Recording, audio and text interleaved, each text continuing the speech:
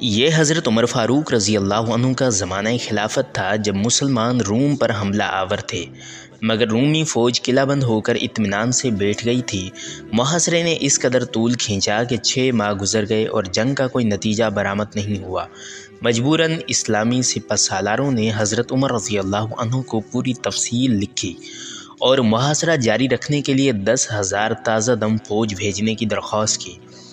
اس خط کے جواب میں حضرت عمر فاروق رضی اللہ عنہ نے مشہور صحابی حضرت عمرو بن عاص رضی اللہ عنہ کو بھیج دیا اور ساتھ ہی یہ بھی تحریر کر دیا، تمہیں 10,000 فوج نہیں، صرف عمرو بن عاص رضی اللہ عنہ کی ضرورت ہے، انشاءاللہ یہ تنہا تمہارا مسئلہ حل کر دیں گے۔ حضرت عمرو بن عاص رضی اللہ عنہ نے روم پہنچتے ہی 2-4 دن تک شہر کے گرد و نواح اور قلعے کی ظاہری حالت کا جائزہ لیا۔ پھر آپ نے سالار لشکر سے فرمایا، کل نماز فجر کے بعد تمام خیمے اکھاڑ ڈالو اور دشمن کو یہ واضح تاثر دو کہ تم لوگ ناکام و نامراد واپس جا رہے ہو۔ رومی حکمران نے بڑی مسرت کے ساتھ مسلمانوں کی واپسی کا منظر دیکھا۔ پھر اس نے اپنے کچھ جاسوس لشکر اسلام کے تعاقب میں روانہ کیے۔ ان جاسوسوں نے 20-25 میل تک اسلامی فوج کا پیچھا کیا۔ پھر انہوں نے واپس آ کر اپنے حکمران کو اطلاع دی کہ واقعتاً لشکر اسلام جا چکا ہے، اب اس کے لوٹنے کا کوئی امکان باقی نہیں رہا۔ اس اطلاع کے بعد قلعے کے دروازے کھول دیے گئے۔ پورا شہر 6 مہینے سے ویران پڑا تھا۔ لشکر اسلام کے جاتے ہی گلی کوچوں بازاروں کی گمشدہ رونقیں لوٹ آئیں اور رومی باشندے پورے جوش و خروش کے ساتھ کاروباری زندگی میں مصروف ہو گئے۔ تقریباً 100 میل کا فاصلہ طے کرنے کے بعد عمرو بن عاص رضی اللہ عنہ نے اسلامی لشکر کو 2 حصوں میں تقسیم کر دیا۔ ایک فوجی دستہ دائیں طرف مڑا اور دوسرا بائیں طرف۔ دونوں فوجی دستوں کو ہدایت دی گئی تھی کہ طویل چکر کاٹ کر قلعے کے عقب میں پہنچ جائیں۔ پھر دونوں دستے بائیں اور دائیں سے تیزی کے ساتھ نمودار ہوئے۔ پھر جب لشکر اسلام عمرو بن عاص رضی اللہ عنہ کی ہدایت کے مطابق واپس لوٹا تو رومی باشندے روزمرہ کی عیش و عشرت میں مبتلا تھے اور ان کی فوج بے خبری کی حالت میں گہری نیند سو رہی تھی۔ نتیجتاً لشکر اسلام ان پر عذاب ناگہانی کی طرح نازل ہوا۔ رومی سپاہیوں کو اتنی مہلت بھی نہ مل سکی کہ وہ بھاگ کر دوبارہ قلعہ بند ہو جائیں۔ انجام کار ان کی بڑی تعداد تہ تیغ ہو گئی۔ کچھ سپاہی فرار ہونے میں کامیاب ہو گئے، باقی غلام بنا لیے گئے۔ واضح ہے کہ عمرو بن عاص رضی اللہ عنہ کا شمار دنیا کے ذہین ترین افراد میں ہوتا ہے۔ اس کے علاوہ آپ فاتح مصر بھی تھے۔ آخر صلاح الدین ایوبی نے یہی طریقہ اختیار کیا۔ پھر جب ایلیا کے صلیبی قلعے کا دروازہ کھول کر باہر نکل آئے اور حسب عادت رنگ رلیاں منانے لگے تو صلاح الدین ایوبی کے لشکر نے انہیں اس طرح پیس ڈالا جیسے چکی کے 2 پاٹوں کے درمیان گندم۔ عیسائی سپاہیوں کی ایک بہت ہی معقول تعداد فرار ہونے میں کامیاب ہو سکی، نصف سے زیادہ مزاحمت کرتے ہوئے قتل ہو گئے اور باقی نے ہتھیار ڈال کر امان طلب کی، مگر صلاح الدین نے انہیں معاف نہیں کیا کیونکہ وہ متعصب اور فتنہ گر سپاہی تھے۔ سب سے زیادہ حیرت کی یہ بات تھی کہ ایلیا میں عام شہریوں کا نام و نشان تک نہیں تھا۔ گلی گلی کہبہ خانے آباد تھے جہاں صرف خوبصورت عیسائی طوائفیں رہتی تھیں۔ صلاح الدین ایوبی نے فوری طور پر ایلیا سے ان بدکار عورتوں کو نکال دیا، پھر اپنے ایک فوجی دستے کو اس کام پر مامور کر دیا کہ صلیبیوں کے ظلم و ستم سے تنگ آ کر جو مسلمان خاندان ایلیا سے ہجرت کر گئے تھے انہیں دوبارہ ان کے آبائی وطن میں آباد کیا جائے۔ اسقلان، رملہ اور ایلیا کی فتوحات پر خلیفہ مستعظی بامر اللہ اور سلطان نور الدین محمود زنگی نے صلاح الدین ایوبی کو مبارکباد کے خطوط کے ساتھ قیمتی تحائف بھی بھیجے۔ اس عرصے میں زبیدہ خانم بھی مصر پہنچ چکی تھی۔ ماں، باپ اور بھائی صلاح الدین کی اس کامیابی پر مسرت کے جذبے سے سرشار تھے۔ اس دوران عمارہ یمنی نام کا ایک شعلہ بیان شاعر کچھ مصری امراء اور سسلی کے عیسائی حاکم کے ساتھ صلاح الدین کو قتل کر کے مصر میں دوبارہ فاطمی خلافت قائم کرنا چاہتا تھا، مگر صلاح الدین ایوبی کے ایک ہمدرد زین الدین علی نے اسے بروقت خبردار کر دیا۔ صلاح الدین نے فوری طور پر اس سازش میں شریک ہونے والے تمام افراد کو گرفتار کر لیا اور پھر انصاف کے تقاضے پورے کرنے کے لیے مصر کی عدالت عالیہ میں ان پر مقدمہ چلایا گیا۔ آخر جب ان کا جرم ثابت ہو گیا تو انہیں سر عام پھانسی پر لٹکا دیا گیا تاکہ دوسرے فتنہ گروں کو عبرت حاصل ہو۔ ابھی اس واقعے کو چند دن ہی گزرے ہوں گے کہ سلطان نور الدین محمود زنگی کے حکم پر صلاح الدین نے 568 ہجری میں کرک پر لشکر کشی کی اور اس کا محاصرہ کر لیا۔ اسی محاصرے کے دوران صلاح الدین ایوبی کو ایک المناک خبر ملی۔ اس کا باپ نجم الدین ایوب گھوڑے سے گر کر مر گیا تھا۔ صلاح الدین ایوبی نے سلطان نور الدین محمود زنگی کے نام معذرت نامہ تحریر کیا اور کرک کا محاصرہ چھوڑ کر قاہرہ روانہ ہو گیا۔ صلاح الدین ایوبی راستے کے خطرات کی پرواہ کیے بغیر طوفانی رفتار سے قاہرہ کی طرف بڑھ رہا تھا۔ اسے بس ایک ہی فکر تھی کہ وہ کسی طرح اپنے والد کا آخری دیدار کر لے۔ یہ بھی اس کی خوش قسمتی تھی کہ وہ اس وقت قاہرہ پہنچا جب نجم الدین ایوب کا جنازہ قاہرہ لے جایا جا رہا تھا۔ صلاح الدین ایوبی نے کفن ہٹا کر باپ کا چہرہ دیکھا۔ آنکھوں میں اندو غم کا غبار بھرا ہوا تھا، مگر اس نے لوگوں کے سامنے اپنے آنسو بہنے نہیں دیے۔ نجم الدین ایوب کی موت کا سبب اس کا شوق چوغان بازی تھا۔ وہ اس قدر تیز گھوڑا دوڑایا کرتا تھا کہ دیکھنے والے دہشت زدہ ہو جاتے تھے۔ 18 ذی الحجہ 568 ہجری کو قاہرہ کے باب النصر کے قریب چوغان کھیلتے ہوئے گھوڑے سے گر پڑا اور شدید زخمی ہو گیا۔ طبیبوں نے نجم الدین ایوب کی جان بچانے کی بہت کوشش کی، مگر ضربات اتنی گہری تھیں کہ وہ ان کے اثر سے بے ہوش ہو گیا، پھر اسی بے ہوشی کے عالم میں رخصت ہو گیا۔ اگرچہ نجم الدین ایوب اپنے بیٹے صلاح الدین کو منحوس تصور کرتا تھا، مگر صلاح الدین ایوبی کو اپنے باپ سے بے پناہ محبت تھی۔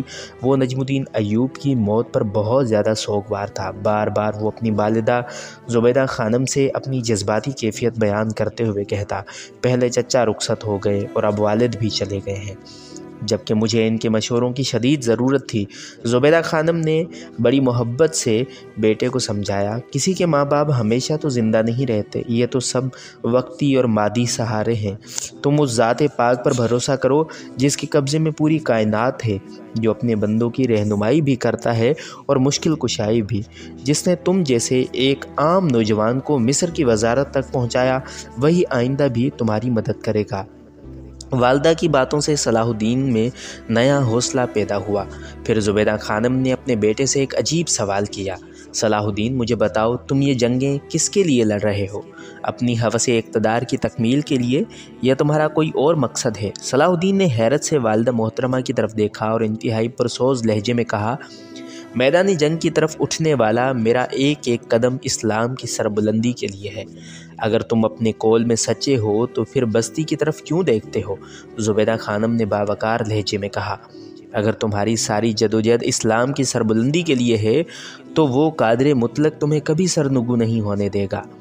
اگر کبھی تم کمزور پڑ جاؤ گے تو تمہیں غالب کر دے گا، اور اگر تم تنہا رہ جاؤ گے تو تمہاری مدد کے لیے غیبی لشکر بھیج دے گا۔ بس اس کے قہر سے پناہ مانگتے رہو اور اس کا رحم طلب کرتے رہو۔ انسان کی نجات کا یہی ایک راستہ ہے۔ صلاح الدین نے والدہ کی باتیں سنی اور پھر ان کے آغوش میں سر رکھ کر کسی معصوم بچے کی طرح رونے لگا۔ نجم الدین ایوب کی موت خود صلاح الدین ہی کے لیے نہیں بلکہ سلطان نور الدین محمود زنگی کے لیے بھی ایک بڑا المناک حادثہ تھی۔ نجم الدین ایوب ایک بہادر تجربہ کار سپہ سالار تھا۔ اس کے مرتے ہی دشمنوں کا خیال تھا کہ نوجوان صلاح الدین مصر کی سیاست پر اپنی گرفت مضبوط نہیں رکھ سکے گا، اس لیے کمین گاہوں میں چھپے ہوئے دشمن باہر نکل آئے تھے۔ سب سے پہلے ایک شخص عبد النبی خارجی نے یمن پر قبضہ کر کے خلیفہ بغداد مستعصی بامر اللہ کا خطبہ موقوف کر کے اپنا خطبہ جاری کر دیا۔ جیسے ہی صلاح الدین ایوبی کو خبر ملی، اس نے اپنے بڑے بھائی شمس الدولہ توران شاہ کو ایک لشکر جرار دے کر یمن کی طرف روانہ کیا۔ شاہ یروشلم اموری کے جاسوس بھی ہر وقت صلاح الدین کی طاق میں لگے رہتے تھے۔ جیسے ہی شمس الدولہ اپنی فوج لے کر یمن کی طرف بڑھا، شاہ اموری کے خبر رسانوں نے اسے اطلاع دیتے ہوئے کہا، یہ ہمارے لیے ایک سنہری موقع ہے کہ ہم آگے بڑھ کر مصر کے ساحلی شہر دمیاط اور کچھ دوسرے سرحدی علاقوں پر قبضہ کر لیں۔ یمن پر فوج کشی کے باعث صلاح الدین ایوبی کی عسکری قوت نصف سے بھی کم رہ گئی تھی۔ قسطنطینیہ کے شہنشاہ شاہ اموری نے دمیاط کے حوالے سے اپنی پچھلی شکست کو فراموش نہیں کیا تھا۔ جب سلطان نور الدین محمود زنگی کے لشکر نے بروقت دمیاط پہنچ کر شاہ اموری کے سارے منصوبے کو خاک میں ملا دیا تھا اور باقی کسر بارش اور ہوا کے طوفان نے پوری کر دی تھی، شاہ اموری اپنی اس شکست کو یاد کر کے اکثر پیچ و تاب کھایا کرتا تھا۔ اگر اس کا بس چلتا تو وہ سلطان نور الدین محمود زنگی اور سلطان صلاح الدین ایوبی کے ساتھ ان کے خاندانوں کا نام و نشان تک مٹا دیتا۔ ابھی وہ دمیات کی شکست کے زخموں کو کُرید ہی رہا تھا کہ فرانس کا مشہور کاہن بطریق یروشلم پہنچا۔ شاہ عموری ذاتی طور پر بطریق سے واقف نہیں تھا، مگر بطریق شاہ فرانس لوئس ہفتم کا خصوصی خط لے کر آیا تھا۔ اس خط میں تحریر تھا: یسوع مسیح آپ کی اور یروشلم کی حفاظت کرے۔ میں مقدس کاہن بطریق کو آپ کی خدمت میں بھیج رہا ہوں۔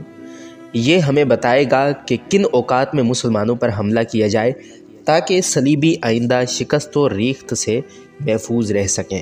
مقدس کاہن بے شمار روحانی طاقتوں کا مالک ہے۔ شاہ فرانس لوئس ہفتم کا خط پڑھ کر شاہ یروشلم آموری کے چہرے پر ناقابل بیان مسرت کی لہر دوڑ گئی، اور وہ کاہن بطریق کے ساتھ بڑی عزت و احترام کے ساتھ پیش آیا۔ اموری نے فوری طور پر کاہن بطریق کے لیے اپنے محل کے ایک گوشے میں بہترین رہائش کا انتظام کیا اور بطرین کو دنیا بھر کی آسائشیں فراہم کر دیں۔ بطریق اپنے وقت کا زبردست ماہر نجوم تھا، مگر وہ بے خبر عوام پر اپنی برتری ثابت کرنے کے لیے خود کو کاہن کہا کرتا تھا۔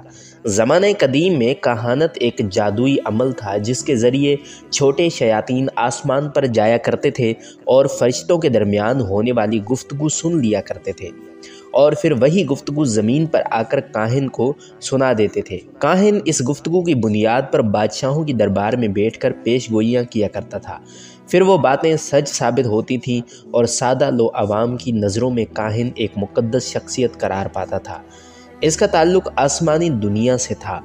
کہانت کا یہ سلسلہ صدیوں جاری رہا۔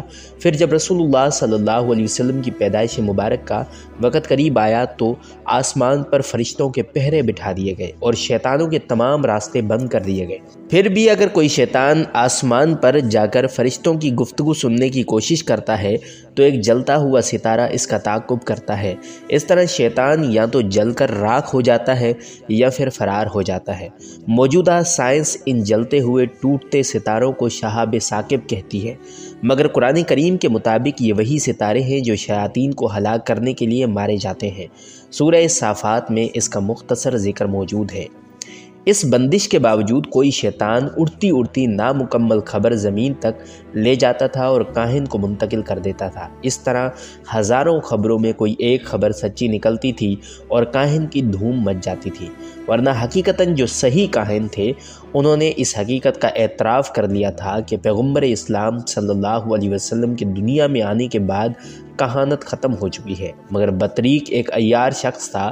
اس نے بعض جادوئی عمل کر کے ایک چھوٹے شیطان کو تسخیر کر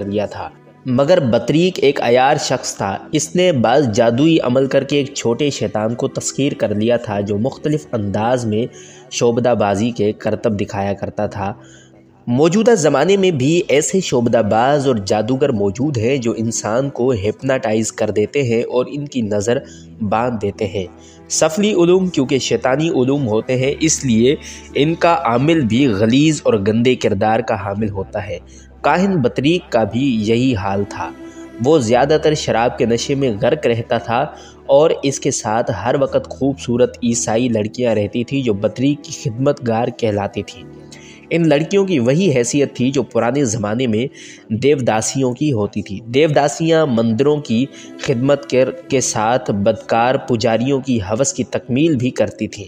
شاہ یروشلم اموری خود شراب پیتا تھا اور نہایت عیاش انسان تھا، اس لیے اسے کاہن بطریق کے کردار میں کوئی عیب نظر نہیں آیا۔ پھر بھی اس نے چند روز بعد ہی بطریق کی روحانی طاقت کا امتحان لیا۔ شاہ یروشلم آموری نے کاہن بطریق سے سوال کیا تھا، کیا مستقبل قریب میں میرے لیے کوئی اچھی خبر ہو سکتی ہے؟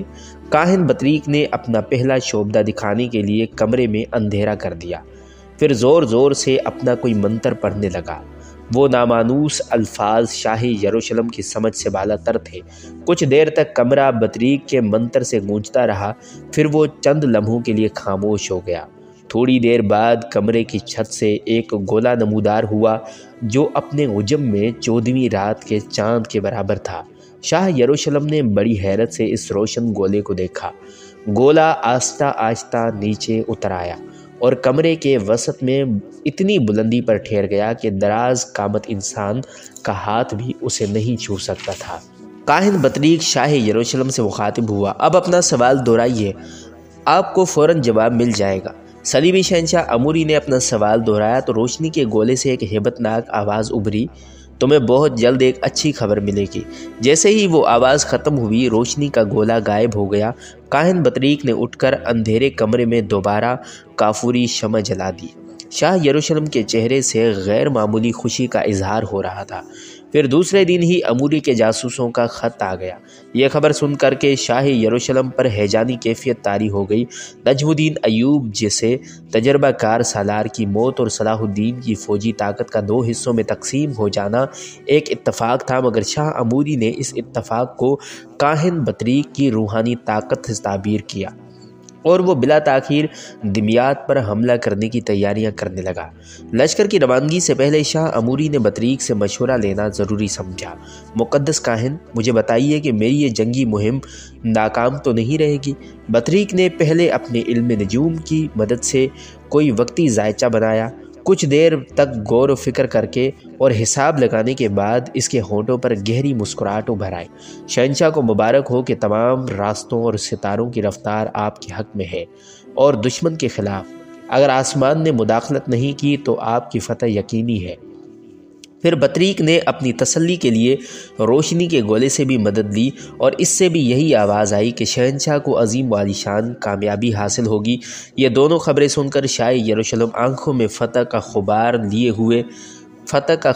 لیے ہوئے اپنے لشکر کے ساتھ آگے بڑھا۔ ابھی صلیبی لشکر نے نصف فاصلہ طے کیا ہوگا کہ یکایک اندھیرا سا پھیلنے لگا، اگرچہ وہ ٹھیک دوپہر کا وقت تھا۔ شاہ اموری نے بدلتے ہوئے موسم کو بڑی حیرت سے دیکھا۔ پھر اس نے اپنے سالار ولیم جوزف کو مخاطب کرتے ہوئے کہا، کہیں ایسا تو نہیں کہ گزشتہ محاصرے کی طرح ہم پھر کسی آفت آسمانی کا شکار ہو جائیں؟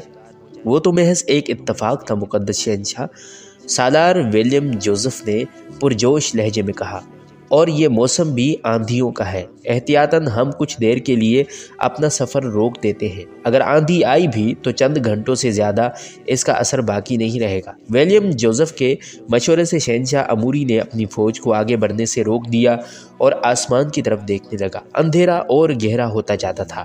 سالار ولیم جوزف اور دوسرے سپاہی بھی پریشان نظر آ رہے تھے۔ پھر کچھ دیر بعد کسی کو کچھ نظر نہیں آ رہا تھا۔ دوپہر کا وقت تھا مگر اس پر آدھی رات کا گمان ہو رہا تھا۔ پھر یکایک ہوا کے جھونکے چلنے شروع ہو گئے۔ یہ کالی آندھی کے آثار تھے۔ آسمان پھر ہمارے خلاف کوئی گردش کر رہا ہے۔ شاہ یروشلم اموری نے چیخ کر کہا، واپس لوٹ چڑھو، کہیں یہ سیاہ آندھی ہمیں برباد ہی نہ کر ڈالے۔ سالار ولیم جوزف نے اپنے حکمران کو سمجھانے کی کوشش کی، مقدس شہنشاہ، ہماری فوج آدھے راستے سے فاصلہ زیادہ طے کر چکی ہے، ہمیں آندھی کے رکنے کا انتظار کرنا چاہیے۔ میں اس آندھی کو خوب جانتا ہوں، یہ نہیں رکے گی، شاہ اموری نے غضبناک لہجے میں کہا اور اپنے گھوڑے کا رخ یروشلم کی طرف موڑ دیا۔ مجبوراً سالار ولیم جوزف اور اس کے لشکر نے بھی اپنی واپسی کا راستہ شروع کر دیا۔ آندھی کے جھونکوں کی شدت بڑھتی ہی جا رہی تھی۔ اندھیرا ہونے کے باعث گھوڑوں کا دوڑانا بھی ممکن نہیں تھا۔ مجبوراً صلیبی لشکر بہت احتیاط کے ساتھ چونٹیوں کی چال سے واپس جا رہا تھا۔ شاہ اموری انتہائی غضبناک اور نفرت آمیز لہجے میں کہہ رہا تھا، کاہن بطریق نے کیسے کہہ دیا تھا کہ مجھے اس جنگی مہم میں عظیم و عالیشان کامیابی حاصل ہوگی؟ سب جھوٹ بولتے ہیں۔ پھر ایک اور حیرت انگیز صورتحال پیدا ہو گئی۔ اندھیرا ختم ہو گیا مگر آندھی کے جھونکوں میں پہلے سے زیادہ تیزی پیدا ہو گئی۔ ہر طرف صحرا کا غبار ہی غبار تھا جس نے تمام صلیبی سپاہیوں کو اپنی لپیٹ میں لے رکھا تھا۔ پھر ایک اور حیرت انگیز صورتحال پیدا ہوئی۔ اندھیرا ختم ہو گیا مگر آندھی کے جھکڑوں میں پہلے سے زیادہ تیزی پیدا ہو گئی۔ ہر طرف صحرا کا غبار ہی غبار تھا جس نے تمام صلیبی سپاہیوں کو اپنی لپیٹ میں لے رکھا تھا۔ کسی قدر اجالا ہونے کے سبب عیسائی سپاہیوں کو راستہ نظر آنے لگا تھا۔ مجبوراً شاہ اموری اور اس کی فوج کو پوری رات کھلے میدان میں گزارنی پڑی۔ ان کا خیال تھا کہ رات میں آندھی کا زور ٹوٹ جائے گا مگر حیرت انگیز طور پر ہوا کے جھونکوں کی شدت میں کوئی کمی نہیں آئی۔ پھر جب صبح ہوئی تو صلیبیوں نے دوبارہ واپسی کا سفر شروع کر دیا۔ بالآخر یہ شکست خوردہ لشکر یروشلم کے قریب پہنچا۔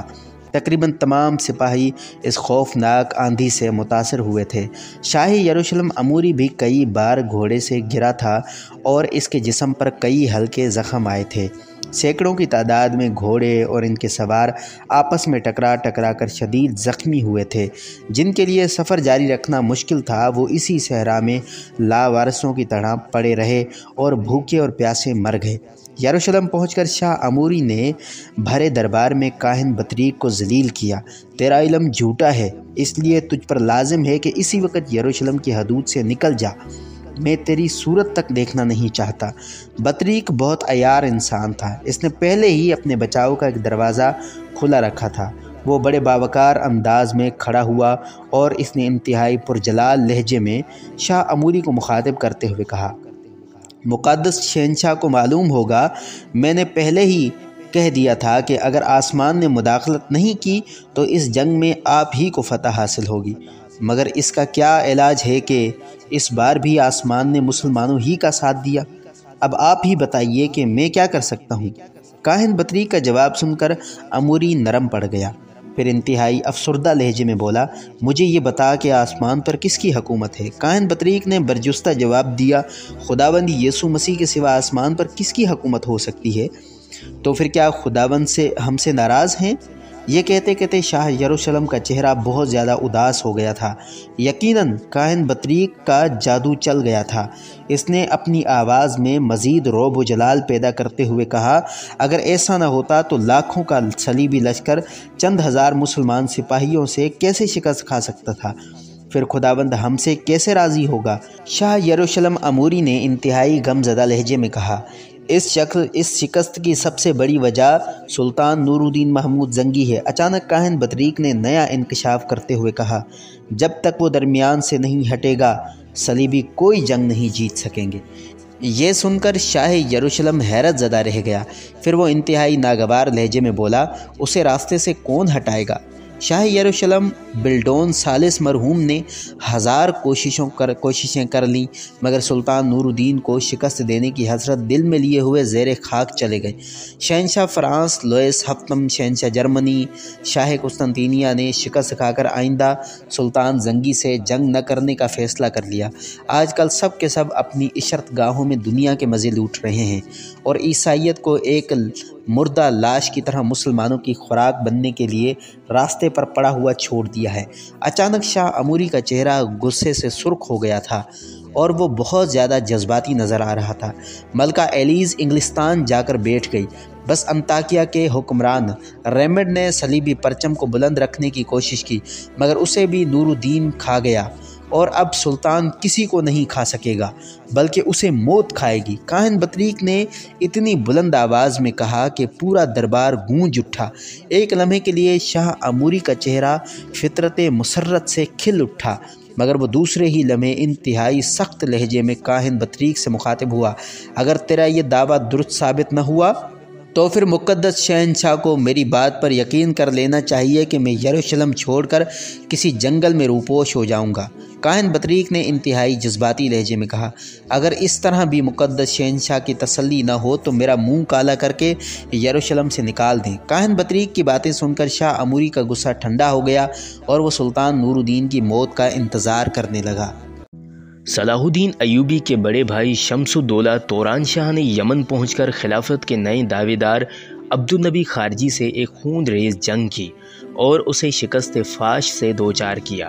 عبدالنبی خارجی شدید ناکامی و نامرادی کی حالت میں میدان جنگ سے فرار ہوا، مگر شمس الدولہ کے نائب سیف الدولہ نے دور تک اس کا تعاقب کیا، یہاں تک کہ اس نے بھاگتے میں عبدالنبی خارجی پر تلوار کا گہرا وار کیا، جس کے اثر سے عبدالنبی خارجی لہرا کر گھوڑے کی پشت سے زمین پر گر پڑا۔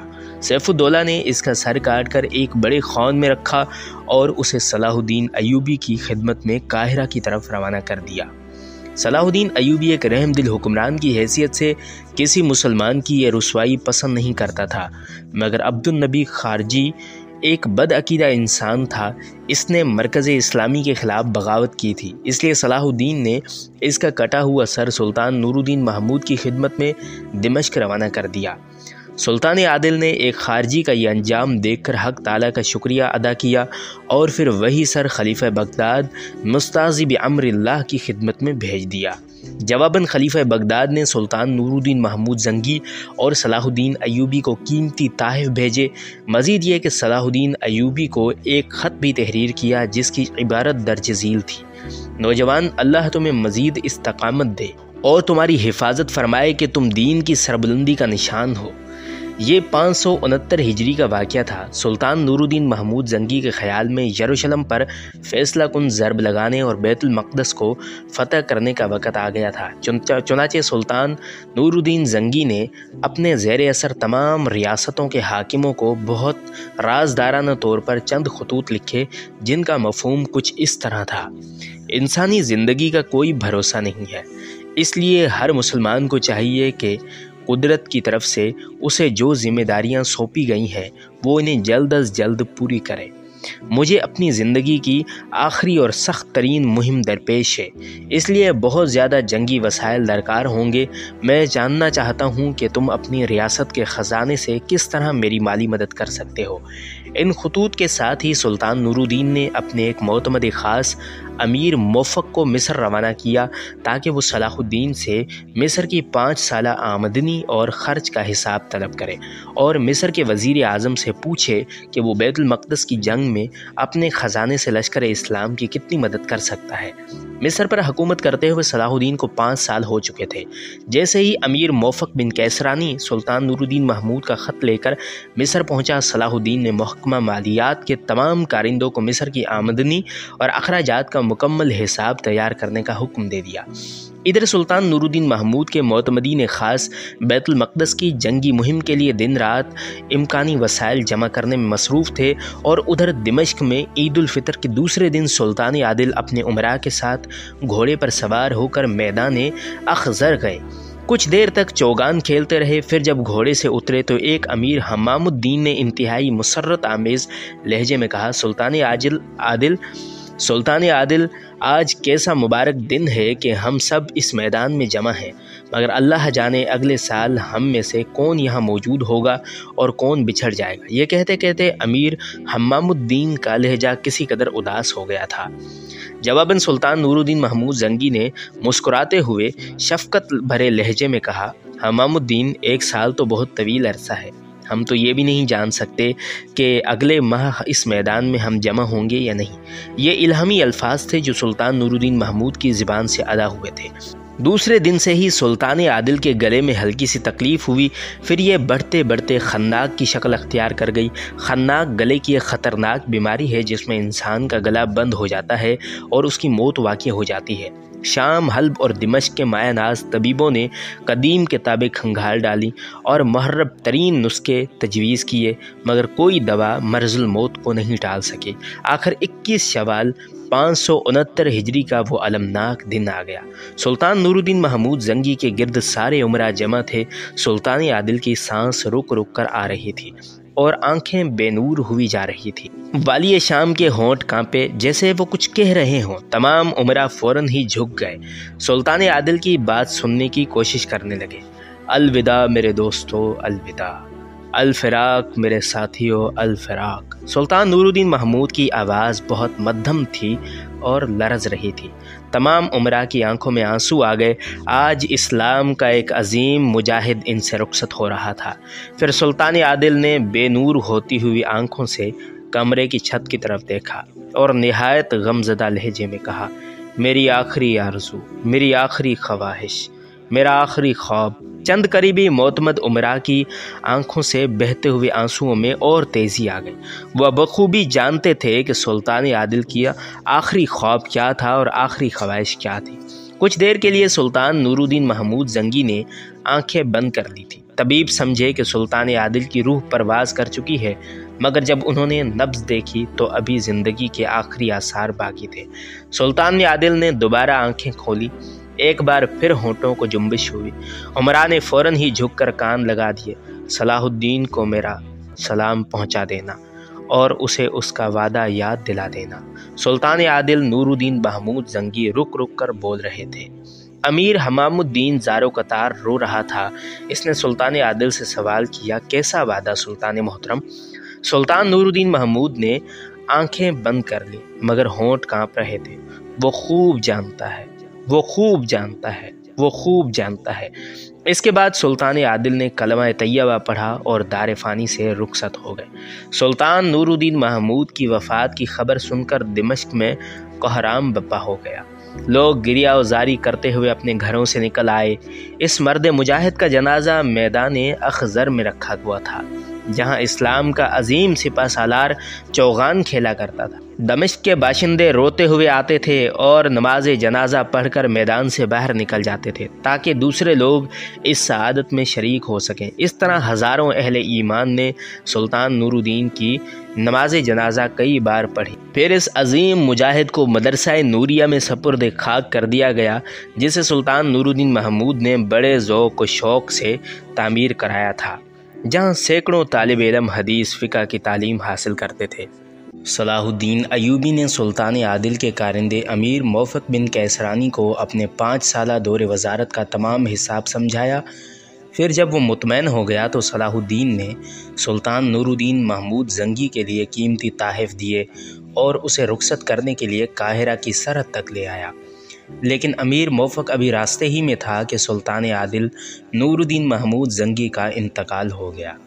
پھر جب اس جاں گداز واقعے کی خبر مصر پہنچی تو سلطان صلاح الدین ایوبی اس وقت دربار میں تھا اور اپنے امراء سے خطاب کر رہا تھا۔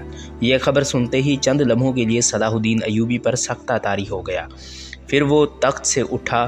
حاضرین دربار نے دیکھا کہ صلاح الدین ایوبی زارو قطار رو رہا تھا اور بار بار یہ الفاظ دہرا رہا تھا، ہائے میرے آقا، ہائے میرے سردار، ہائے میرے آقا، اللہ آپ پر رحمت نازل فرمائے۔ حاضرین دربار بھی اداس تھے اور جو بعض امراء سلطان عادل نور الدین محمود زنگی کے مقام کو سمجھتے تھے وہ بھی اس طرح رونے لگے جیسے ان کا اپنا سگا باپ ان سے بچھڑ گیا ہو۔ سلطان نور الدین محمود زنگی نے ساری زندگی میں صرف ایک شادی کی۔ ان کی شریک حیات کا نام رضی خاتون بنت معین الدین تھا۔ وہ اپنی سیرت و کردار کے اعتبار سے ایک بلند پایہ خاتون تھی۔ گھر کا سارا کام کاج اپنے ہاتھ سے کرتی تھیں۔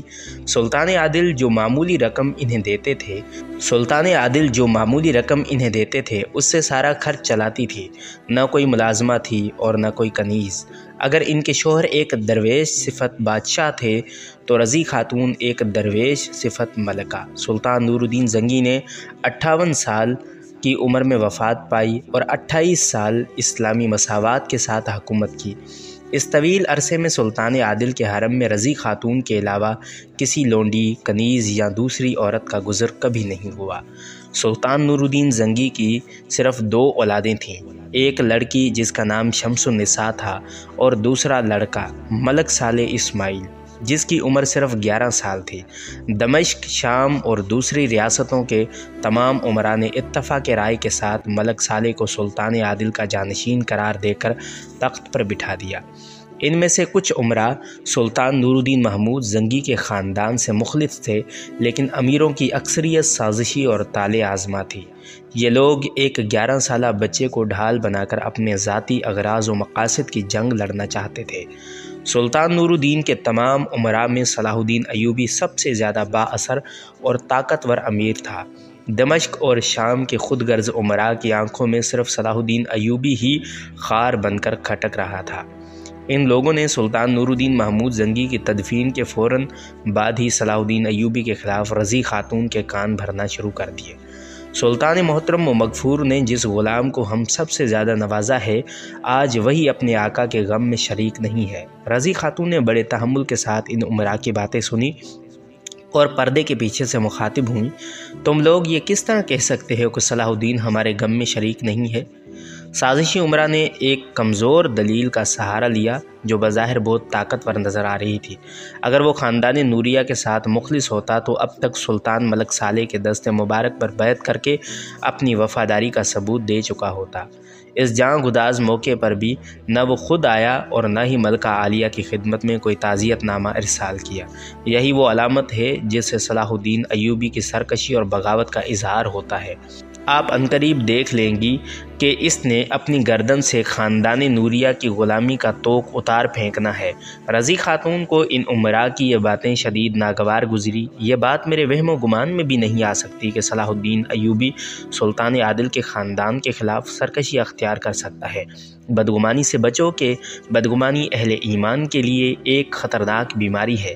صلاح الدین ایوبی کو کوئی مصروفیت بھی ہو سکتی ہے۔ سلطان عادل کی وفات کی خبر مصر میں تاخیر سے بھی پہنچ سکتی ہے۔ رضی خاتون کا لہجہ انتہائی سخت تھا۔ زمانہ ساز اور خوشامدی امراء کا خیال تھا کہ وہ ایک سیدھی سادی گھریلو خاتون کو بہت جلد اپنی باتوں کے شیشے میں اتار لیں گے، مگر آج انہیں اندازہ ہوا تھا کہ رضی خاتون کتنی دور اندیش عورت تھیں۔ بالآخر وہ امراء ناکام و نامراد واپس چلے گئے، مگر ان کے فتنہ گر ذہن صلاح الدین ایوبی کے خلاف نئی سازشوں کا منصوبہ تراشنے میں مصروف تھے۔ ادھر صلاح الدین ایوبی نے مصر کی تمام مسجدوں میں سلطان ملک صالح کا خطبہ پڑھوایا اور ٹیکسال میں فوری طور پر ایک قصہ ڈھالا گیا جس پر ملک صالح کا نام نمایاں طور پر کندہ تھا۔ پھر صلاح الدین ایوبی نے دمشق جانے کی تیاری شروع کر دی۔ اگرچہ مصر کی سیاسی صورتحال پرسکون تھی، لیکن صلیبی کسی بھی وقت شورش برپا کر سکتے تھے۔ اس خیال سے سالار عبداللہ قرشی اور امیر عزل الدین نے صلاح الدین کو مشورہ دیتے ہوئے کہا، اگر آپ مناسب سمجھے تو کسی نمائندے کے ہاتھ سلطان ملک صالح کے نام تعزیت نامہ ارسال کر دیجیے۔ ہمارے نزدیک اس وقت آپ کا مصر چھوڑنا مناسب نہیں ہے۔ یہ میں جانتا ہوں، صلاح الدین ایوبی نے انتہائی غم زدہ لہجے میں کہا، مگر پھر بھی میرا جانا نہایت ضروری ہے۔ میرے آقا کے خاندان پر رنج و الم کا جو پہاڑ ٹوٹا ہے اس کا اندازہ یہاں بیٹھ کر نہیں کیا جا سکتا۔ میں ان کے دکھ کو کم تو نہیں کر سکتا، لیکن کم سے کم اپنی موجودگی تو ظاہر کر سکتا ہوں۔ تعزیت نامہ ارسال کرنا تو ایک عام سی رسم ہے، اور سلطان عادل مجھے اپنے خواص میں بھی سر فہرست رکھتے تھے۔ اگر یہ وقت گزر گیا تو میں زندگی بھر اپنی عدم شرکت کا کوئی عذر نہیں پیش کر سکوں گا۔ ہو سکتا ہے کہ دمشق اور شام کے لوگ میرے اس عمل کو احسان فراموشی سے تعبیر کریں، اور میں اس طعنہ زنی کے ساتھ زندہ نہیں رہنا چاہتا۔ یہ کہتے کہتے صلاح الدین ایوبی کی آنکھوں سے آنسو بہہ نکلے۔ پھر صلاح الدین ایوبی نے مصر کا انتظام عارضی طور پر اپنے بڑے بھائی شمس الدولہ توران شاہ کے سپرد کیا، اور خفیہ طور پر سالار عبداللہ قرشی اور امیر عزل الدین کو سختی کے ساتھ ہدایت دی، کسی بھی قانون شکن کو معاف نہ کرنا، چاہے وہ میرا بڑا بھائی ہی کیوں نہ ہو۔ سلطان صلاح الدین ایوبی کا اشارہ اس بات کی طرف تھا کہ اگر توران شاہ کی نیت میں فطور آ جائے تو اس کے ساتھ بھی وہی عام باغیوں جیسا سلوک کیا جائے۔ پھر صلاح الدین ایوبی ایک دستہ فوج لے کر برق رفتاری کے انداز میں دمشق پہنچا۔ صلاح الدین نے اپنے اس سفر کو بہت خفیہ رکھا تھا۔ پھر جب وہ قصر خلافت میں داخل ہوا تو ہر شخص اس کی آمد پر حیران رہ گیا۔ جو عمرہ سلطان نور الدین محمود سے مخلص تھے وہ صلاح الدین ایوبی کو قصر خلافت میں دیکھ کر بہت خوش ہوئے، اور جو سازشی عمرہ رضی خاتون کے سامنے صلاح الدین ایوبی کو سرکش و غدار ثابت کرنے کی کوشش کر رہے تھے، ان کے دل آتش حسد سے جل اٹھے اور چہرے مسخ ہو کر رہ گئے۔ صلاح الدین ایوبی کسی سے بات کیے بغیر سیدھا حرم سرا میں پہنچا، جہاں رضی خاتون عدت کے دن گزار رہی تھیں۔ سلطان صلاح الدین ایوبی سلطان عادل کے گھر کے ایک فرد کی طرح تھا، رضی خاتون اس سے پردہ نہیں کرتی تھی۔ صلاح الدین ایوبی ایک بیٹے کی طرح گھٹنوں کے بل ان کے سامنے جھک گیا اور زارو قطار رونے لگا۔ رضی خاتون نے مادرانہ شفقت کے ساتھ اس کے سر پر ہاتھ رکھا اور خود بھی رونے لگی۔ مجھے یقین تھا تم ضرور آؤ گے صلاح الدین، مجھے یقین تھا تم ضرور آؤ گے۔ پھر دوسرے دن بڑا عجیب منظر تھا جب 11 سالہ سلطان ملک صالح دربار میں داخل ہوا۔ اس کے پیچھے صلاح الدین ایوبی تھا اور بعد میں دوسرے عمرہ۔ صلاح الدین ایوبی نے خم ہو کر ملک صالح کو تخت پر بیٹھنے کا اشارہ کیا۔ جب سلطان ملک صالح تخت پر بیٹھ گیا تو صلاح الدین نے دائیں جانب دست بستہ کھڑے ہو کر حاضرین دربار سے خطاب کیا۔ اس کے آنسو بہہ رہے تھے اور آواز شدت جذبات سے بہرائی ہوئی تھی۔ آج ہم اہل درد کے لیے یہ سب سے زیادہ جان گداز گھڑی ہے کہ سلطان نور الدین محمود زنگی ہمارے درمیان موجود نہیں ہے، مگر پھر بھی یہ مقام شکر ہے کہ ہم آقا زادے سلطان ملک صالح کی شکل میں اپنے مرحوم آقا کو دیکھ رہے ہیں۔ حق تعالیٰ سے میری دعا ہے کہ آقا کی یہ نشانی تادیر سلامت رہے اور پرچم نوری کے سائے میں تمام ملت اسلامیہ متحد ہو جائے۔ یہ کہہ کر صلاح الدین ایوبی کچھ دیر کے لیے خاموش ہو گیا۔ پورے دربار پر گہرا سکوت طاری تھا۔ سلطان مرحوم کے وفادار زارو قطار رو رہے تھے۔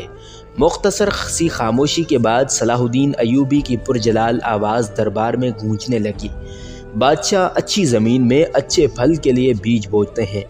اللہ سے ڈرتے رہو اور اپنی صفوں میں کسی قسم کے اختلاف کو داخل نہ ہونے دو کہ دشمن اس سے فائدہ اٹھائے گا اور وہ نعمتیں جو زمانے نے عاجز ہو کر ان کے حقداروں تک پہنچائی تھیں ان سے چھن جائیں گی۔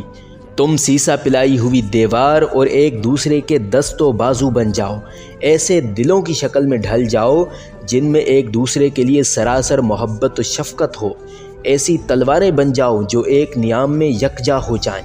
یاد رکھو کفر اسلام پر حملہ آور ہونے کے لیے متحد ہے۔ اگر تمہارے دلوں سے نفاق نہیں نکلا تو قدرت تمہیں عذاب میں مبتلا کر دے گی اور تمہارا رعب جاتا رہے گا۔ میں برسر دربار اعلان کرتا ہوں کہ ہم آقا نور الدین محمود کے حامی و مددگار ہیں، آخری سانس تک خاندان نوریہ پر آنچ نہیں آنے دیں گے۔ ہر حاضر و غائب پر واضح رہے کہ جو ہمارے آقا سلطان ملک صالح کی مخالفت کرے گا ہماری تلواریں اس کے خلاف نیام سے باہر آ جائیں گی۔ یہ کہہ کر سلطان صلاح الدین ایوبی نے اپنی تلوار سلطان ملک صالح کے قدموں میں رکھ دی اور جھک کر نئے سلطان کے ہاتھ کو بوسہ دیا۔ پورا دربار آفرین اور مرحبا کے نعروں سے گونج اٹھا۔ یہ منظر دیکھ کر مخالفین کے چہرے سیاہ ہو گئے۔ رضی خاتون پردے کے پیچھے سے اپنے 9 عمر بیٹے کی تخت نشینی کی رسم دیکھ رہی تھی۔ سلطان صلاح الدین ایوبی کی اثر انگیز تقریر سن کر ان کی آنکھوں میں آنسو آ گئے تھے۔ اللہ تمہاری حفاظت کرے صلاح الدین کہ تم نے وفاداری کا حق ادا کر دیا۔ سلطان نور الدین محمود زنگی کی وفات کی خبر نے پوری عیسائی دنیا میں ناقابل بیان مسرت کی لہر دوڑا دی۔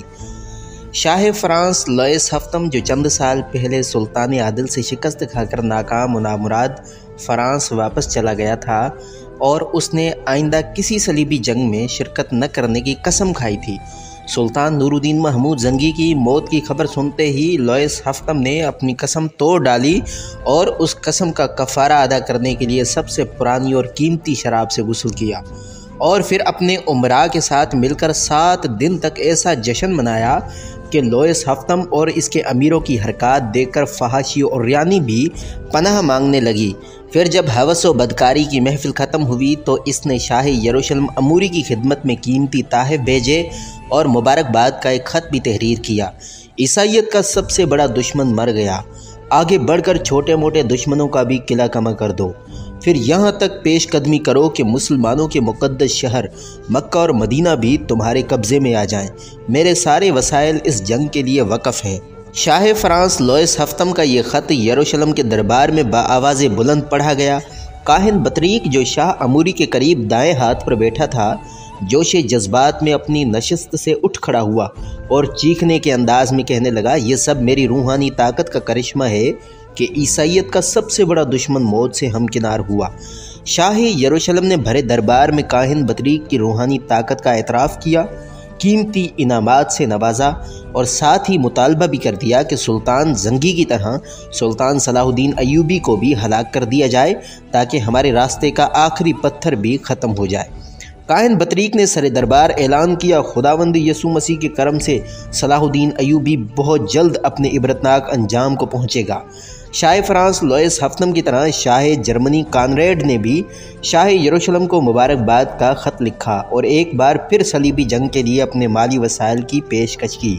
انگلستان کی اوباش ملکہ ایلیز کی خوشی بھی ناقابل بیان تھی کیونکہ اس نے بھی دوسری صلیبی جنگ میں سلطان نور الدین محمود زنگی کے ہاتھوں بدترین شکست کھائی تھی۔ اب اس کا بیٹا رچرڈ 10 سال کا ہو گیا تھا۔ ملکہ ایلیز اپنی نگرانی میں اسی جنگی تربیت دے رہی تھی۔ سلطان عادل کی موت کی خبر سن کر ملکہ ایلیز نے جوش جذبات میں رچرڈ کو گلے سے لگا لیا تھا اور اس کی پیشانی کو بوسہ دیتے ہوئے کہا، بیٹے بس چند سال کی بات اور ہے، تم جوان ہو کر اپنی ماں کے خواب کی تعبیر پیش کرو۔ کیسا خواب؟ رچرڈ نے معصومیت سے پوچھا۔ تمہاری ماں نے زندگی میں کوئی نیک کام نہیں کیا۔ ملکہ ایلیز پاگل سی ہو رہی تھی۔ اب میرے گناہوں کے کفارے کی ایک ہی صورت ہے کہ تم مسلمانوں سے صلیبیوں کی شکست کا شدید انتقام لو تاکہ تمہاری ماں مرنے کے بعد خداوند یسوع مسیح کے دربار میں سرخ روئی کے ساتھ داخل ہو سکے۔ سلطان عادل کی وفات کے فوراً بعد تمام عیسائی ایک بار پھر بڑی مارکہ آرائی کے لیے جمع ہو رہے تھے۔ اسی دوران صلیبیوں نے شام کے سرحدی علاقے بانیاس پر قبضہ کر لیا۔ اس سے پہلے کہ سلطان صلاح الدین ایوبی مسلمانوں کی مدد کو پہنچتا، شام کے کچھ غدار امراء نے عیسائیوں سے صلح کر لی اور صلاح الدین کے خلاف اتحاد قائم کر لیا۔ اس سارے فساد کی جڑ شام کے کچھ عیش پرست اور خود غرض امراء تھے، جن کی قیادت امیر شمس الدین ابن مقدم کر رہا تھا، جو اس وقت شامی افواج کا سالار بھی تھا۔ ابن مقدم کو حسام الدین حسین کی معاونت حاصل تھی، جو شام کا ایک طاقتور امیر تھا۔ شمس الدین ابن مقدم اور حسام الدین حسین کے درمیان ایک انتہائی شفاقانہ معاہدہ طے پایا تھا۔ پہلے صلاح الدین ایوبی سے نجات حاصل کرنا، پھر سلطان نور الدین کی بیوہ رضی خاتون، بیٹی شمس النساء اور 11 سالے بیٹے کو قتل کر کے شام اور دمشق پر قبضہ کر لینا۔ واضح رہے کہ دونوں امراء شمس الدین ابن مقدم اور حسام الدین نہایت اوباش اور بدکار انسان تھے۔ انہیں سلطان نور الدین مرحوم سے شدید نفرت تھی، کیونکہ سلطان عادل نے اپنی تمام ریاستوں میں سخت احتسابی نظام جاری کیا تھا، جس کے سبب کوئی امیر شراب اور رقص کے قریب نہیں جا سکتا تھا، نہ رشوت لے سکتا تھا، اور بیت المال میں غبن کر کے اپنے ذاتی سرمایہ میں اضافہ نہیں کر سکتا تھا۔ سلطان نور الدین محمود زنگی کی حیات ہی میں یہ دونوں امیر چھپ چھپ کر بڑی باغیانہ اور شفاقانہ گفتگو کیا کرتے تھے۔ یہ کوئی زندگی ہے کہ ہم مخلوق خدا کی خدمت کرتے کرتے مر جائیں اور عیش و آرام کی ایک سانس بھی نہ لے سکیں؟ ہمیں نہیں چاہیے یہ خیالی جنت اور تصوراتی حوریں، ہمیں اسی زمین پر جیتی جاگتی فردوس اور گوشت پوشت کی زندہ حوریں درکار ہیں۔ ہم آخرت کے اعتبار پر اپنی چند روز کی زندگی برباد نہیں کر سکتے۔ جب سلطان عادل کا انتقال ہوا تو دمشق اور شام آنسوؤں کے سیلاب میں ڈوب گئے تھے، مگر یہ دونوں امیر اور ان کے ہم خیال لوگ جشن منا رہے تھے۔ شراب بہہ رہی تھی اور سیم تن رقاصائیں ناچ رہی تھیں۔ اب انہیں کوئی فکر نہیں تھی، کیونکہ ان کے جرائم پر تازیانے برسانے والا قبر میں سو رہا تھا۔ پھر اپنی اس گنہ گارانہ زندگی کو زیادہ رنگین اور پائیدار بنانے کے لیے امیر شمس الدین ابن مقدم اور امیر حسام الدین نے سلطان عادل کے خاندان کے قتل کا منصوبہ بنایا، مگر وہ دونوں خبیث انسان اپنے منصوبے میں اس وقت تک کامیاب نہیں ہو سکتے تھے جب تک سلطان صلاح الدین ایوبی زندہ تھا، اور صلاح الدین جیسے طاقتور حکمران کو راستے سے ہٹانا ان دونوں کے بس کی بات نہیں تھی۔ آخر انہوں نے ایک اور شرمناک منصوبہ بنا لیا۔ سلطان عادل کے رخصت ہوتے ہی شکست خوردہ صلیبیوں نے شام کے ایک قریبی علاقے بانیاس پر قبضہ کر لیا۔ شمس الدین ابن مقدم نے اس صورتحال سے فائدہ اٹھایا اور عیسائی سالار کو اپنے خیمے میں بلا کر صلح کی پیشکش کی۔ ہمارے تمہارے درمیان کوئی جھگڑا نہیں، تم بھی عیش و آرام سے جیو اور ہمیں بھی سکون سے رہنے دو۔ عیسائی سالار گرانٹ نے بڑی حیرت سے شمس الدین ابن مقدم کی بات سنی۔ مجھے یقین نہیں آتا کہ تم سلطان نور الدین محمود کے امیر ہو۔ گرانٹ کے لہجے میں حیرت کے ساتھ ہلکا سا طنز بھی شامل تھا۔ ہم 28 سال سے سلطان کی قید میں تھے، شمس الدین ابن مقدم نے ناگوار لہجے میں کہا۔ سلطان ایک مذہبی جنونی تھے اور ہمیں ان کے نظریات سے شدید اختلاف تھا، مگر اب ہم آزاد ہیں اور ہمیں اپنی مرضی سے زندگی گزارنے کا حق ہے۔ صلیبی سالار گرانٹ انتہائی شاطر انسان تھا۔ اس نے ابن مقدم کو مزید کریدتے ہوئے کہا، کیا یہ تمہارے ذاتی خیالات ہیں یا سارے مسلمان ایسا ہی سوچتے ہیں؟ گرانٹ نے بڑی عیاری سے ایک اور چال چلی تھی، جسے اقتدار کا بھوکا شمس الدین ابن مقدم سمجھنے سے قاصر رہا۔ بہت سے لوگ ہیں جو اس قید سے نکلنا چاہتے ہیں، شمس الدین ابن مقدم نے پرجوش لہجے میں کہا، مگر ابھی وہ وقت کا انتظار کر رہے ہیں۔ فی الحال میں اور میرا لشکر خون ریزی نہیں چاہتا۔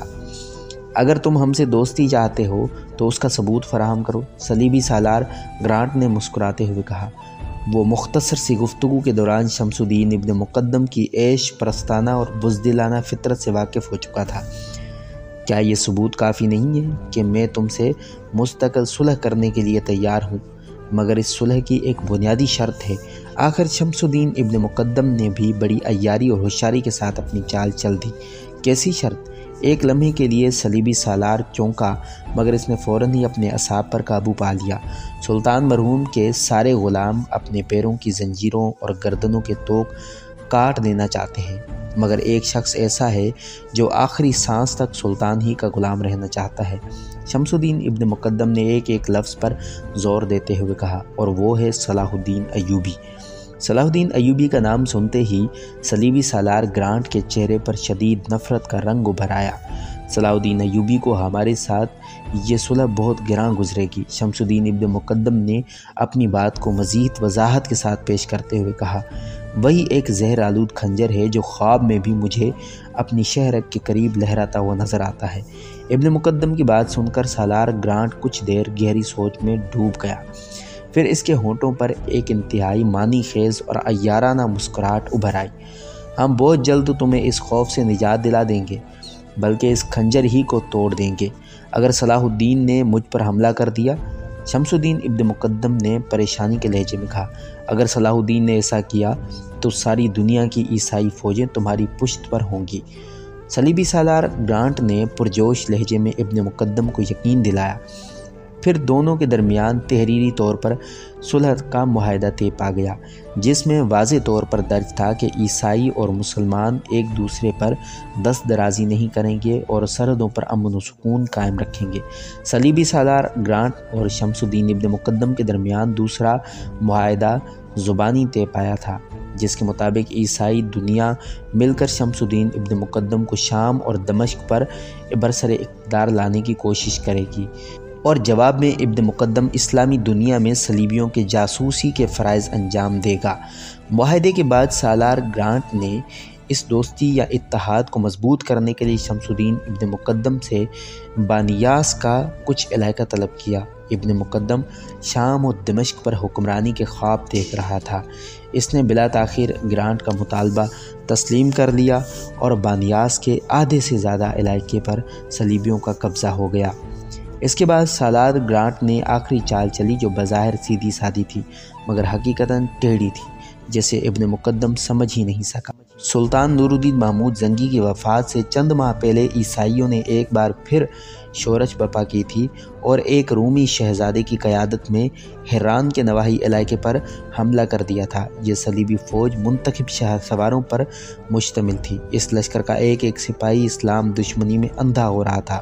سلطان نور الدین نے خبر ملتے ہی پوری طاقت سے حران پر حملہ کیا۔ شام تک خون ریز جنگ ہوتی رہی، آخر صلیبیوں کو شکست ہوئی، ہزاروں سپاہی قیدی بنا لیے گئے۔ سلطان عادل نے ان عیسائی قیدیوں کو تبریہ کے قید خانے میں ڈال دیا تھا۔ رومی شہزادے نے ان سپاہیوں کی رہائی کے سلسلے میں سلطان نور الدین کو لاکھوں دینار فدیہ دینے کی پیشکش کی تھی۔ جواب میں سلطان عادل نے رومی شہزادے کو انتہائی سخت الفاظ میں تحریری خط لکھا تھا۔ یہ وہ قیدی ہیں جنہوں نے بے گناہ مجبور اور کمزور مسلمانوں کا قتل عام کیا ہے۔ اگر ان کے بدلے میں تم ساری دنیا کی دولت بھی دے دو تو میں ان کے پیڑوں کی زنجیریں نہیں کاٹوں گا۔ صلیبی سالار گرانٹ نے انہی عیسائی قیدیوں کی رہائی کا مطالبہ کیا تھا۔ شمس الدین ابن مقدم کو اندازہ ہی نہیں تھا کہ یہ صلیبی قیدی کتنے خونخوار اور اسلام کے دشمن ہیں۔ اس نے سالار گرانٹ کو خوش کرنے کے لیے یہ مطالبہ بھی منظور کر لیا اور خون آشام بھیڑیوں کو دوبارہ مسلمانوں کا گوشت کھانے کے لیے چھوڑ دیا۔ یہ تھی اس شفاق معاہدے کی تفصیلات جو صلیبی سالار اور شامی امیر ابن مقدم کے درمیان طے پایا تھا۔ اس تکلیف دہ خبر کو سن کر صلاح الدین ایوبی آدھے راستے سے مصر کی طرف لوٹ گیا۔ پھر وہ مصر کے قاضی امام شرف الدین کی خدمت میں حاضر ہوا۔ یہ وہی امام شرف الدین ہیں جو اس وقت اسلامی دنیا کے سب سے بڑے عالم اور انتہائی زاہد اور عابد انسان تھے۔ سلطان نور الدین محمود بھی ان کے احترام میں تخت سے نیچے اتر آتے تھے اور اس وقت تک تخت پر نہیں بیٹھتے تھے جب تک امام صاحب تشریف فرما نہیں ہوتے تھے۔ جب صلاح الدین ایوبی نے خلیفہ عاضد کے اقتدار کا خاتمہ کر کے عباسی خلیفہ مستعصی بامر اللہ کا خطبہ پڑھوایا تو سلطان نور الدین محمود زنگی نے امام شرف الدین سے بڑے عاجزانہ لہجے میں درخواست کی تھی کہ وہ مصر کا منصب قضا قبول کریں اور اس علاقے کو بد عقیدہ لوگوں سے صاف کر دیں۔ صلاح الدین نے امام شرف الدین کی رہنمائی میں مصر کے طویل و عریض قید خانے کو مدرسہ شافعیہ اور مشہور عشرت قدے دارالغزل کو مدرسہ مالکیہ میں تبدیل کر دیا تھا۔ ابھی سلطان عادل کا کفن بھی میلا نہیں ہوا ہے کہ ملت اسلامیہ کی بنیادوں میں گہرے شگاف پڑنے شروع ہو گئے ہیں۔ صلاح الدین ایوبی امام شرف الدین کے سامنے دست بستہ بیٹھا تھا اور اس کی آنکھوں سے آنسو جاری تھے۔ شامی اور عیسائیوں کی صلح کا ایک ہی مطلب ہے کہ شام اور مصر الگ الگ ہو جائیں۔ تمام اسلامی ریاستوں اور صلیبیوں کے درمیان ایک ہی جھگڑا ہے، پھر دوسری ریاستوں کو اس معاہدے میں شامل کیوں نہیں کیا گیا؟ یہ خبر سن کر امام شرف الدین بھی بہت زیادہ مضطرب نظر آ رہے تھے، مگر ان کے پاس اس کا کوئی جواب نہیں تھا۔ آپ ہی ہم سب کے درمیان ایک محترم ہستی ہیں، صلاح الدین نے اپنی خلش کا اظہار کرتے ہوئے کہا۔ شامی اور دمشقی امراء بھی آپ کی عزت کرتے ہیں، برائے کرم اس مسئلے کو فوری طور پر حل کریں، ورنہ اس صلح نامے کے انتہائی سنگین نتائج برآمد ہوں گے۔ امام شرف الدین نے حیرت اور غم کے ساتھ صلاح الدین کی طرف دیکھا۔ میں اس مسئلے کو کس طرح حل کر سکتا ہوں صلاح الدین؟ میں جانتا ہوں کہ ضعیف العمری کی وجہ سے آپ اس قدر طویل و عریض سفر طے نہیں کر سکتے، مگر اپنے مراسلوں کے ذریعے شامی اور دمشقی امراء کو قائل کر سکتے ہیں۔ صلاح الدین نے امام صاحب کے سامنے تجویز پیش کی۔ امام شرف الدین کچھ دیر تک حسرت زدہ نظروں سے صلاح الدین کے اداس اور غم زدہ چہرے کو دیکھتے رہے، پھر ان کی بوڑھی آنکھوں میں آنسو آ گئے۔ جب ملت مفاد پر انسانی نفس کی طلب حاوی ہو جائے تو پھر وہ بصارت اور سماعت دونوں سے محروم ہو جاتا ہے۔ ایسے بد نصیبوں پر تحریر و تقریر کوئی اثر نہیں کرتی، ان کا علاج بس شمشیر ہی کر سکتی ہے، اور میرے بوڑھے ہاتھ تو صحیح طور پر قلم بھی نہیں پکڑ سکتے۔ یہ کہتے کہتے امام شرف الدین کی اشک باری میں اور اضافہ ہو گیا تھا۔ بڑی عجیب صورتحال تھی۔ صلاح الدین تو خود اس پریشان کن صورتحال سے نجات پانے کے لیے امام شرف الدین کی خدمت میں حاضر ہوا تھا، مگر جب امام صاحب کو اپنے سے بھی زیادہ اداس پایا تو خود انہیں تسلیاں دینے لگے۔ میرے بازو بھی آپ ہی کے بازو ہیں، صلاح الدین نے انتہائی عقیدت مندانہ لہجے میں کہا، اور بفضل تعالی ابھی ان میں شمشیر اٹھانے کی طاقت موجود ہے۔ اللہ تعالی ان بازوؤں کو توانا رکھے۔ امام شرف الدین نے دعا دیتے ہوئے کہا، سلطان عادل نور الدین محمود زنگی بھی تمہیں اپنا دست و بازو سمجھتے تھے، اس لیے ساری ذمہ داری بھی تم ہی پر عائد ہوتی ہے۔ اگر اس وقت تم نے خاموشی اختیار کر لی تو ہوس پرستوں کی پرشور آوازیں فضا پر چھا جائیں گی، پھر شاید تم دمشق اور شام کی رعایا کو اپنی بات نہ سمجھا سکو۔ صلاح الدین ایوبی نے امام شرف الدین کی بات کا مفہوم سمجھ لیا تھا، مگر پھر بھی ہچکچاتے ہوئے بولا، شیخ میں آپس کی خون ریزی سے بہت ڈرتا ہوں، خون فاسد تو جسم سے نکلنا ہی پڑے گا، ورنہ ایک دن سارا بدن سڑ جائے گا۔ امام شرف الدین نے اداس لہجے میں کہا، پہلے فہم و فراست اور تدبر سے کام لے کر انہیں سمجھاؤ اور اتمام حجت کر ڈالو، اگر کوئی منطقی دلیل کام نہ آئے تو پھر شمشیر کی زبان سے بات کرو، میری دعا تمہارے ساتھ ہے۔ صلاح الدین ایوبی کو اس کی زندگی کا سب سے مشکل مرحلہ درپیش تھا، اگرچہ امام شرف الدین جیسے بزرگ کی دعائیں ان کے ساتھ تھی، مگر پھر بھی وہ اذیت ناک ذہنی کشمکش میں مبتلا تھا۔ ایک دن اس نے اپنے معتمد امراء کے خفیہ اجلاس میں اپنے اس کرب کا اظہار کرتے ہوئے کہا، میں بفضل اللہ تعالی موت سے نہیں ڈرتا، کفار کے خلاف جنگ کرنا اور میدان جنگ میں شہید ہو جانا میری زندگی کی سب سے بڑی آرزو ہے، مگر اس وقت کیا صورتحال ہوگی جب میری تلوار کی زد میں کسی مسلمان کا گلا ہوگا اور کسی اہل ایمان کی شمشیر کا ہدف میری گردن ہوگی، قاتل بھی میں اور مقتول بھی میں۔ واقعتاً صورتحال بہت سنگین تھی، کوئی امیر صلاح الدین کو مشورہ نہیں دے سکا۔ بالآخر اس نے اپنے چھوٹے بھائی سیف الدین ملک عادل کے ہاتھ ایک طویل خط شمس الدین ابن مقدم کو بھیجا، جس میں شامی مسلمانوں اور عیسائیوں کے درمیان ہونے والے معاہدے پر کی سخت تنقید کی گئی تھی۔ جب سیف الدین ملک عادل اپنے بڑے بھائی صلاح الدین ایوبی کا مکتوب لے کر دربار شام میں پہنچا تو شمس الدین ابن مقدم اور امیر حسام الدین نے اس کے ساتھ بڑا اذیت آمیز سلوک کیا۔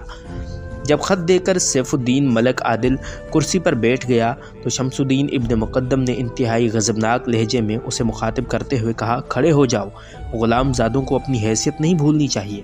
سیف الدین ملک عادل بھی ایک شجاع باپ کا بیٹا تھا، فوراً ہی کھڑا ہو گیا اور بآواز بلند کہنے لگا، میں غلام زادہ ہوں یا آقا زادہ؟ آپ کو صرف یہ دیکھنا چاہیے کہ میں ایک سفیر کی حیثیت سے دربار شام میں داخل ہوا ہوں۔ ایک سفیر کو وہی عزت و احترام ملنا چاہیے جس کا وہ مستحق ہے۔ تم اسی اعزاز کے مستحق ہو کہ اس وقت تک ہمارے سامنے کھڑے رہو جب تک تمہیں تمہارے لائے ہوئے خط کا جواب نہیں مل جاتا۔ شمس الدین ابن مقدم کے لہجے میں وہی حقارت تھی۔ اگرچہ سیف الدین ملک عادل نوجوان تھا مگر اس نے بے مثال قوت برداشت کا مظاہرہ کیا، خاموش کھڑا رہا۔ پھر صلاح الدین ایوبی کا خط سر دربار پڑھا گیا۔ مصر کے حاکم نے واضح الفاظ میں لکھا تھا کہ یہ ایک انتہائی صفاقانہ معاہدہ ہے جس سے مسلمانوں کی شکست ظاہر ہوتی ہے۔ میرا مشورہ ہے کہ اس معاہدے کو فوراً منسوخ کیا جائے۔ شمس الدین ابن مقدم نے صلاح الدین ایوبی کا خط ہاتھ میں لے لیا، پھر اسے بغور دیکھنا رہا۔ دربار پر گہرا سکوت طاری تھا۔ سیف الدین ملک عادل خاموشی سے صورتحال کا مشاہدہ کر رہا تھا۔ اچانک شمس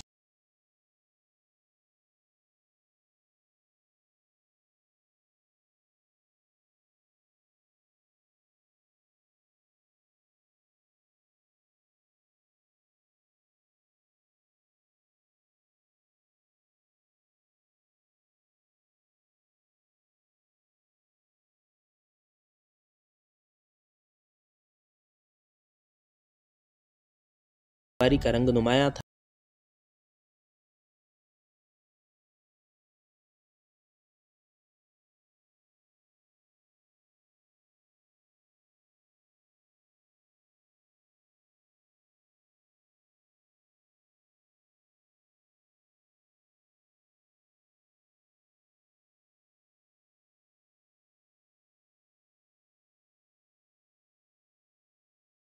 لہجے میں شمس الدین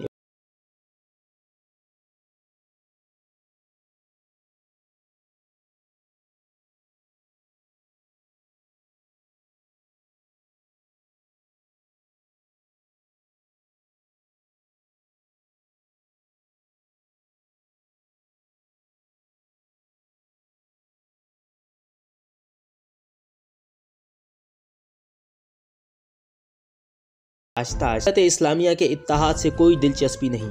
وہ اس بہانے اپنے آقا کی سلطنت پر قبضہ کرنا چاہتا ہے، مگر ہم جیسے وفاداران مملکت کے جیتے جی اس کا یہ خواب پورا نہیں ہوگا۔ سیف الدین ملک عادل نے ابن مقدم کی بات ضبط و تحمل کے ساتھ سنی اور دربار سے نکل کر چلا گیا۔ اس کے بعد شمس الدین ابن مقدم نے ایک اور چال چلی۔ مجدد الدین ابن دایا سلطان نور الدین محمود کا معتمد خاص تھا۔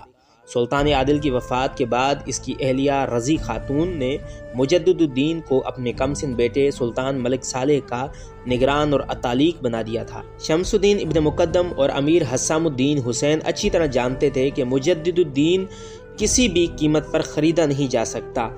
ان کے خیال میں اگر مجدد الدین 10 سال اور زندہ رہ گیا تو سلطان ملک صالح جوانی کی منزل کو پہنچ جائے گا اور ملک کے انتظامات پر اس کی گرفت مضبوط ہو جائے گی اور ان دونوں کی خواہش اقتدار برآور ہونے سے پہلے ہی دم توڑ دے گی۔ مجدد الدین صرف سیاسی امور ہی کا ماہر نہیں تھا، بہترین سالار بھی تھا۔ وہ دن کے وقت سلطان ملک صالح کو شاہ سواری، تیر اندازی اور شمشیر زنی سکھاتا، پھر رات کے وقت کئی گھنٹے اس موضوع پر طویل تقریریں بھی کرتا کہ ایک کامیاب حکمران میں کیا کیا صفات ہونی چاہیے۔ خاندان نوریہ سے مجدد الدین کی یہ وفاداری شمس الدین ابن مقدم اور امیر حسام الدین حسین کے لیے ایک مستقل خطرہ بنتی جا رہی تھی۔ آخر ان دونوں ہوسکار نمک حرام امیروں نے شمس الدین ابن مقدم اور امیر حسام الدین نے مجدد الدین، اس کی بیوی اور 2 جوان بیٹوں کو اس وقت قتل کرا دیا جب یہ پورا گھرانہ گہری نیند سویا ہوا تھا۔ اس اجتماعی قتل سے پورے دمشق اور شام میں دہشت پھیل گئی۔ دمشق کے سرکاری کارندوں نے مجدد الدین اور اس کے اہل خانہ کے قتل کی تحقیق شروع کی مگر وہ قاتلوں تک پہنچنے میں ناکام رہے، کیونکہ یہ ایک مکمل اور پر اسرار منصوبہ بندی تھی جس کی نقاب کشائی کرنا آسان نہیں تھا۔ سیف الدین ملک عادل مصر پہنچ چکا تھا اور اس نے بڑے بھائی کی خدمت میں اس خط کے ٹکڑے پیش کیے جسے شمس الدین ابن مقدم نے سر دربار چاک کر ڈالا تھا، اور اس ذلت آمیز سلوک کے بارے میں بھی بتایا جو اس کے ساتھ روا رکھا گیا تھا۔